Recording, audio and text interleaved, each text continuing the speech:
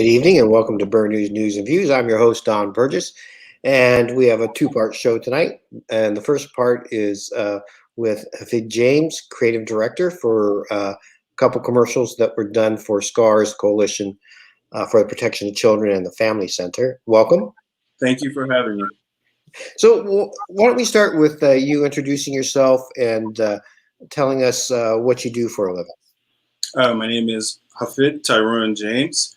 My normal day-to-day job is I'm a personal trainer and a lifestyle coach. Personal trainer, I'm usually in the gym training clients.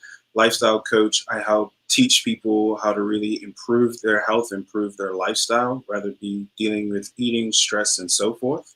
But I went to school to be a creative art director, which is simply the idea person behind ad campaigns. And that's what this project is about as well. Now, what brought about this collaboration among SCARS and the Coalition for the Protection of Children and the Family Center? Well, this is a campaign I've wanted to do for years. This will be my fourth one. I've done two for domestic violence with the Center Against Abuse. I've done a safe sex one. I've done a ad on HIV. And after my HIV one, I really wanted to do one about child sexual abuse. But I wanted to just make sure the message was right. So doing some research, seeing who deals with that here, I got in contact with Debbie from SCARS, and we talked. A few things happened where it didn't work out, but then as of late, I connected with my cousin, Lisa James, and she connected us with the deputy governor. And I pitched her my idea, and we brought all the charities together because part of the campaign was to really promote them. And I pitched them the idea, and they was all on board. So what we're going to do is roll the two commercials together, and then we'll talk about it afterwards. No problem. A child's potential should be the sky's the limit. But child sexual abuse can greatly alter a child's future. Survivors of child sexual abuse can be prone to teen pregnancy, drug abuse, incarceration, eating disorders, STDs, and much more. Help us keep our children's future bright and potential limitless. Protect their childhood. Protect their future.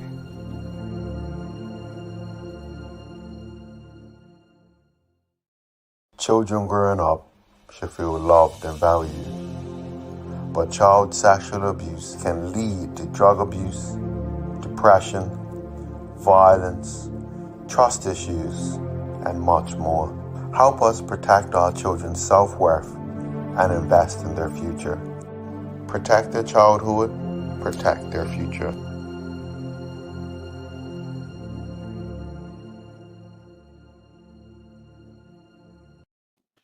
Protect their childhood, protect their future. How did the ad campaign come together? What was the process of doing that? I had the idea.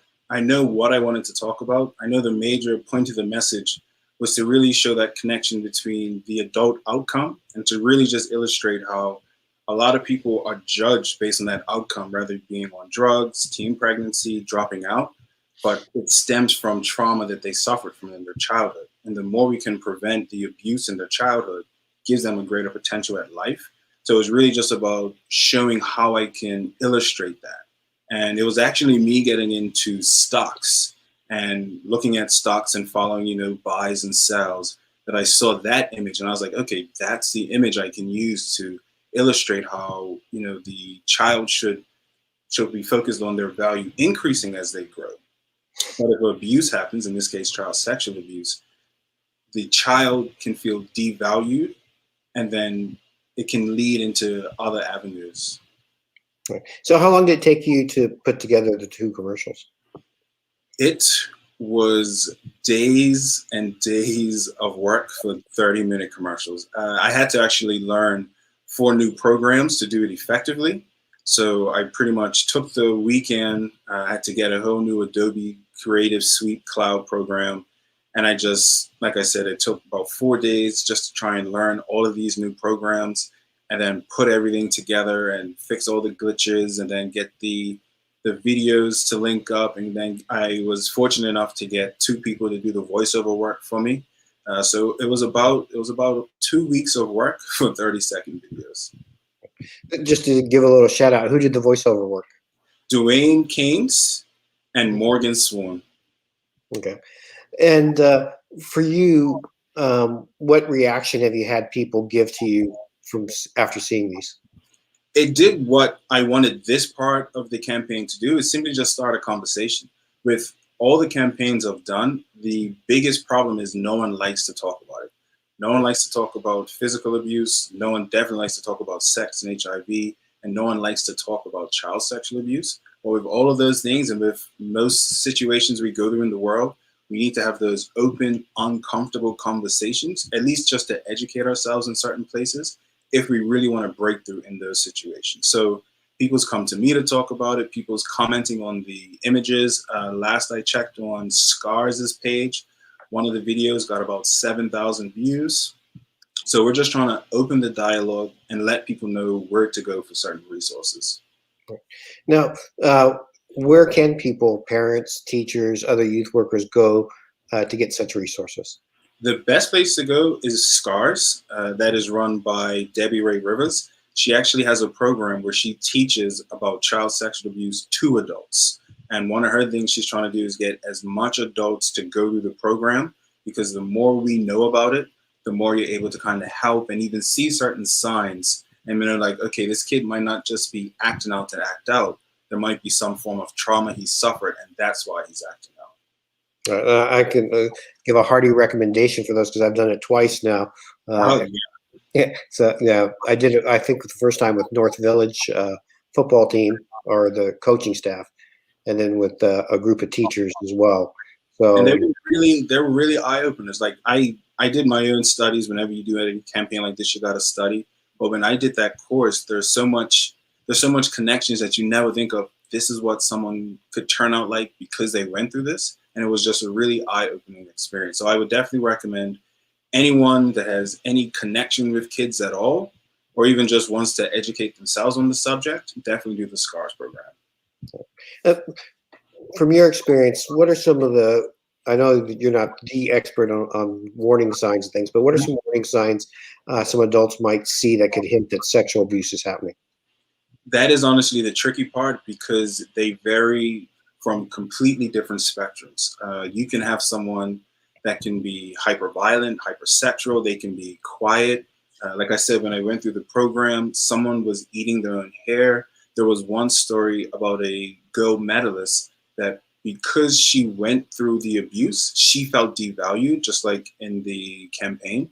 And because she felt devalued, she just wanted to become the best at everything. And if she became the best at everything, she felt like that gave her self-worth. So that is the hardest part, is that it depends on the child how they can act out, but it's so many different ways, which is why it's so important to know, and then it's so important to try and prevent it as much as possible. So what's the best way for adults to approach this difficult subject with children? I know that it's like a very uncomfortable thing, and adults really don't want to deal with it because of their own uncomfortableness. I would always say, again, going through the SCARS program, she'll kind of teach you certain tools and how to approach it.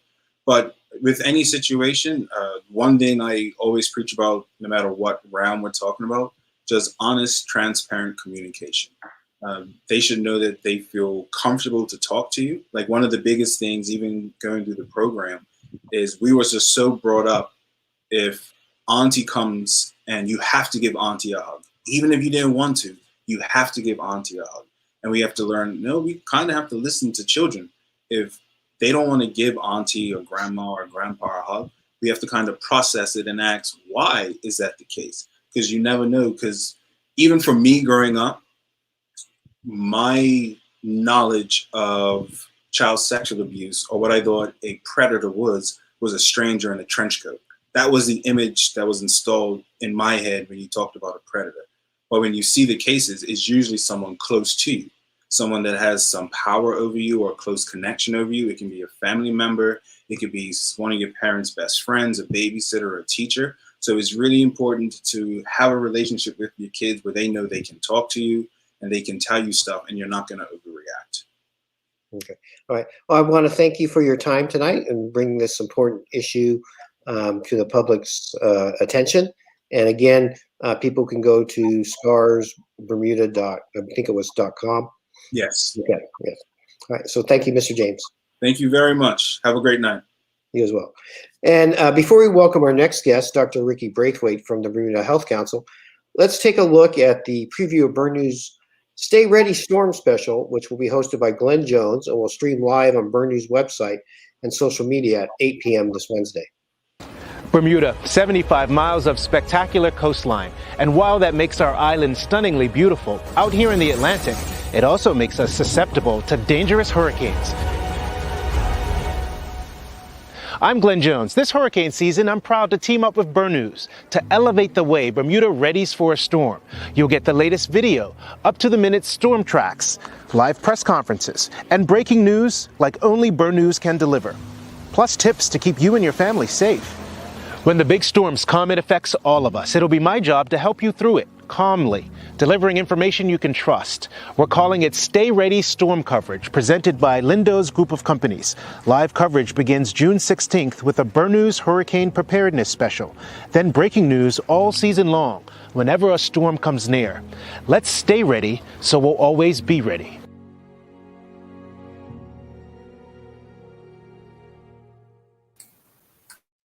Okay, we're moving on to the second part of our program. And Dr. Ricky Brathwaite, welcome. Thank you, Don, and welcome to Bermuda, and welcome to the Health Council. Thanks. We're going to talk a little bit about the mobile vaccine program to begin with, and then about the Back to Business initiative and the community giveaways. What was the purpose of the mobile vaccine program? So one of the things that we did early on in the program was to try to identify how effective the vaccine programs were going. And we had some really, really creative and smart people behind the scenes who were looking at maps. And while we looked at maps, one of the things that we saw was vaccine distribution or vaccine uptake was kind of different in different parts of the island. The question then becomes from a public health standpoint as to why, right? Why do we see inconsistency or different levels of vaccine uptake in different parts of the island? And what are some of the challenges that may be out there? So this close to home mobile vaccination program was born out of that. How to address an issue that was identified as differences in how the vaccine was being uptaken. So, and that's more than just, let's say, St. George or Somerset were at the far ends, maybe like specific communities were being targeted? No, so as I said, really smart people behind the scenes were doing some really cool geo mapping, right? So, and it's not a matter of trying to out certain communities or say certain communities aren't doing what they're supposed to be doing or doing the part. It's just kind of data analysis. So we were looking at the data, we were taking by postal code, and we saw that some areas of the map were darker than others, some were lighter. And to reach this thing called what we've been talking about all this time around community immunity, which is I think my example of that is you're not going to get there's a risk of getting into an accident. There's less risk of getting an accident if there are less cars on the road. So community immunity reduces the amount of cars that you can get a crash with. And so within each community, we were looking at reducing the amount of risk that was there for transmission of COVID. And so that was very important to the national strategy on how we get past the pandemic and get back to normal, along with other initiatives such as eating healthy, getting out there and exercising, taking care of your mental health and so forth. Yeah, now I know a lot of people have critiques about just they feel like the vaccine is the only thing that's been sort of pushed, but I know the message has been out there about getting exercise, taking care of yourself mentally, and eating as well. Yeah, and not to push back on the idea that the message hasn't been there, but I do want to push back a little bit because I know that there's a lot of people who have worked day in and day out on kind of health promotion, promoting healthy diets, exercise, and this has been going on for years, right? We've been doing a lot of work in a lot of sectors within the Department of Health and Ministry of Health, in the schools around health promotion and getting people out there to live as healthy as possible. And I guess it's sometimes interesting during times of crisis that we focus on one area and forget all the efforts that have been in place. So I do want to congratulate and keep on supporting some of the efforts that have gone on even before the pandemic when it comes to public health and health promotion, because they've been doing a good job. Whether or not everyone's paying attention to some of the efforts that they've been putting forth is, I guess at this point it's not that it's neither here nor there, but it is one of those things that we have to all start to support these efforts as a country and not just specific teams within Department of Health. Okay. Now, with this campaign, the mobile vaccine campaign, who else was involved with it? Who were all the partners? So I will say the Health Council was involved, the Department of Health, and this stems really from a lot of the efforts that those who have been on the vaccine team in Bermuda College, the hospital, some of the individuals at the Bermuda College who are doing some of the modeling and so forth. It's been a collaboration, and it's been an interesting collaboration. And as I said, it's been born from a lot of people who are interested in seeing, good work being done. What kind of changes did you have to make for the mobile vaccine center as opposed to it being stationary somewhere, like at the hospital? First, we have to be innovative, right? So one of the big first things that we started to do was, how do we get the vaccine into cars?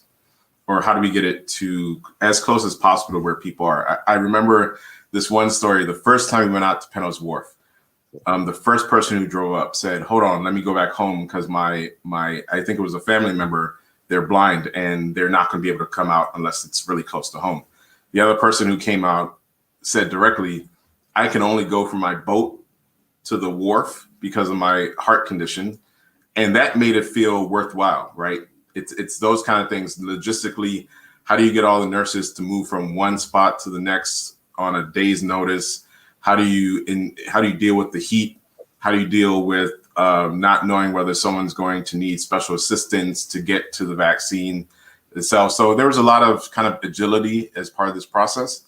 But I think the stories of the people who came out, and even the stories that continue today as to people's appreciation for the efforts that went forth with that, it has been worth it. So all the logistical nightmares per se of trying to be as agile as possible were worth the effort. Okay. And you see, I don't think that's been out there too much about the people on the boats coming up and getting a shot, because I think that's really unique and a great example of bringing it to the people. Yeah, and there were individuals who brought their mothers and their fathers, and it was just nice during. To be perfectly honest, it was just nice during a pandemic where we had so many restrictions of not being able to talk to people, be close to people for a very long period of time, to get out there and actually socialize, even if it was around vaccinations. And it just brought a community spirit that I think was needed through this kind of drought of being able to socialize and really connect with the communities in ways that we're used to. How many individuals were vaccinated due to the mobile vaccine program? So that's a good question. We've had 3,835 arms that have been vaccinated through the last. It's been 7 weeks now. Through the last 7 weeks, we've had almost 4,000 people who have been vaccinated, either first and second dose. More than 60% of those, almost 4,000, have been first doses. And I think part of that is the reason why we've gotten to a point where we can say that we've exhausted our inventory of Pfizer vaccine to date in terms of what we're going to expect as of the end of this month. And it was good news to hear today that new vaccine was on the way, because we have, as a country, we have done our job in being responsible with the Pfizer that we've gotten. I know there's been some conversation around AstraZeneca, and we were also responsible in making sure that another country who can use that got it. But it's been a success in terms of getting the word out there, getting exposure, getting information, education out there, so people can actually make use of the inventory that we have in terms of Pfizer. Yeah. For people who don't know, when's the new vaccine supposed to arrive, and how many doses are we getting? So I actually think it was, I saw it on your Burr News in terms of, I think it was, if I remember correctly, it was close to 4,800 doses. And I believe it was to arrive on the 24th on a plane from the UK. So we are looking forward to everyone coming out who may have questions, first coming out to learn more about the vaccine if we still have questions, to get their concerns addressed. And if the choice is to receive a vaccine, there will be additional doses that come on island. Right. And that will help push us to the 70% goal that we're trying to reach for community immunity. It will help push us to the point where we have less cars on the road who are more likely to crash. Yes. Yeah. Did you see a lot of children in this past week from the 12 to 15-year-old age group? Well, I stopped by. So we had a few sites or a few activities at the Fairmont Hamilton. at Hamilton Fairmont, we had a few activities there, and that's where all the kids primarily came out. That was, I believe, last week, those last few days when we actually got the approval. The kids came out en masse, and it was good to see kind of that parent-child bonding during that moment. At the mobile sites, we wanted to hold those more so for those within the communities. So we did see some children, but we didn't see as many as went to Bermuda College or to Fairmont Hamilton or to the hospital. We'll switch topics here. What was the aim and the purpose of the Back to Business initiative and the community giveaways? So I think people the first word that will come out of a lot of people's minds or come out of their mouth in terms of discussing it is incentives, right? So I'm going to use the word, but I'm going to use it in a slightly different way. The incentives around the Back to Business community giveaway, along with the incentives around just being nice at the mobile sites and having water and snacks and having a little music so people can kind of enjoy their experiences, exactly around that.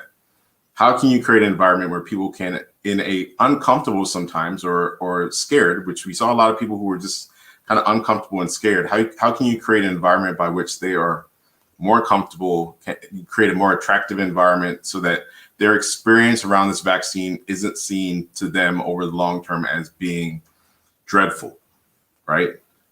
It was just nice for the community retailers and businesses to step and say we want to participate in contributing to an attractive environment so people have a good experience. And so that was where this whole idea came from. How do we create something that's attractive, understanding that there is science behind providing additional things when it comes to vaccinations.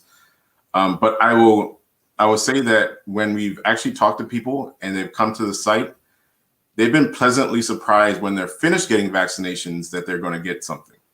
So it's not that people came out of their communities just to get a prize, but they left with a bigger smile, which I think, to be honest, was a great thing. Because anytime you get a shot, it could be a little alarming or it could be a little unsettling. And so they went home with smiles, and that's been a true joy, part of this experience, just to meet people and to leave them with something good. And I will say to the business community, we've always looked for partnerships when it comes to healthcare and how can everyone contribute to what we're trying to do. And I'm going to use a term that maybe the young people say very often. We want the business community to keep the same energy, right? Keep the same energy, whether we're in a pandemic or not. Like, we have to come together to do something that's good for the population. And if there are resources that the business community can put forth, even when it's outside of this pandemic, let's keep that same energy and the same joy of coming together to do things so that we can reduce the level of diabetes in the community, take care of unsheltered individuals. We have to make sure that people have food and good food and healthy food. Like, when we talk about the controversies around we're only giving vaccines, this is a perfect example for people to step up and say, what can we do to help to make sure that we have a holistic approach to our public health issues? You know, I worked with the U.S. government for a bit, and one of the big initiatives was around how to get a soldier ready for battle. And they talked about all the different aspects of a person that need to be whole for them to get out there and be productive as soldiers. It's called this total force fitness model, and it deals with your spiritual, your physical, your nutrition, your environment. All these things have to be in balance for someone to really be able to achieve health. And so I want the business community and transportation department and the Ministry of Finance, all these different entities and the public to keep asking questions, but keep pushing towards having a holistic model for our community to get as healthy as possible, whether we're in a pandemic or not. Everyone has a voice in this, and we need to make sure all the voices are heard. Yeah, especially around the diabetes issue, since Bermuda's rate's so high. You know, right. And yeah, and we saw that, and not to commandeer the conversation, but we saw a lot of that when it came to underlying conditions. underlying conditions have been a huge part of why, and this has not just been in Bermuda, this has been around the world, why the virus has had so much, in essence, success in causing so much damage. We have to get to a point where we're dealing with these underlying conditions so that when something acute comes, like a pandemic or a virus or a cold or, just that we have the strength as individuals to fight against these things early in the process. The unfortunate thing is in public health, a lot of these initiatives when it comes to diabetes and hypertension and exercise and obesity, you don't see the results right away. So you have to plug it. You have to plug it. You have to plug it. And you have to make sure that you set up the structure and the strategy by which we are able to be successful over the long term. And sometimes that takes 7 to 10 years, but we have to start somewhere. And we have to start addressing these underlying conditions and why they're being caused now, so that when the next pandemic or the next crisis comes, that we're not going to suffer as much because we're a stronger population because of the work that we put in. So I implore everyone to start thinking about the future. How do we as a population, as a community, deal with some of these things so that we're in a better position going forward in the future? I know, like during the first shelter in place it was good to see so many people out riding their bikes, taking walks, which you hadn't seen at that sort of level, or I haven't seen at that sort of level before. Yeah. No, I find it, and I've had these conversations with someone very special to me. You see a lot of kids on their bicycles, their pedal bikes now. And it's so nice to see that people are just enjoying just being outside. And sometimes we think that's kind of taking it back old school, and we're not as sophisticated if you're just riding a pedal bike. But like, there are some simple joys in life that can keep us healthy, and we need to get on the boats more, get to rowing more, get to bicycling more, just getting out and walking and talking to each other. And those are simple things that we can do that don't cost a lot. Instead of building more buildings and buying more expensive machines, not that there isn't a place for them, but some of the simple things that we can do that don't cost a lot to reduce not only our stresses and our healthcare issues, but also reduce our costs when it comes to healthcare. Going back to the giveaways, what sort of what businesses were involved and what sort of giveaways were there? I counted up and I estimated at one point there was at least $40,000 worth of prizes for people to sort of win and get. Yeah, and we've given away to this point almost $30,000 of it. So Masters was generous enough to give away 2 $5,000 gift certificates. We had Aspen Bermuda Limited that gave away $20,000 in both travel vouchers and what we call this essential package that deals with getting groceries, gasoline, pharmacy, cable and internet. And so it's those kind of gifts. Frontline Foundation has been consistent throughout by giving gift cards of $50. They also gave 8 $500 gift cards to Marketplace to get groceries. We had a lot of input from the Bermuda Hotel Association, which was so generous around giving 2-night stays, and they gave dinners and golf days. So we've had a good, diverse group of prizes, and we are looking, as this next round of vaccinations come, we are looking for, again, the community to step up and say, thank you everyone for doing your part. And also just for those who are in health promotion and health education to also in the same way contribute back to the community, may not be in monetary ways, but in education and information, and fair and balanced information at that.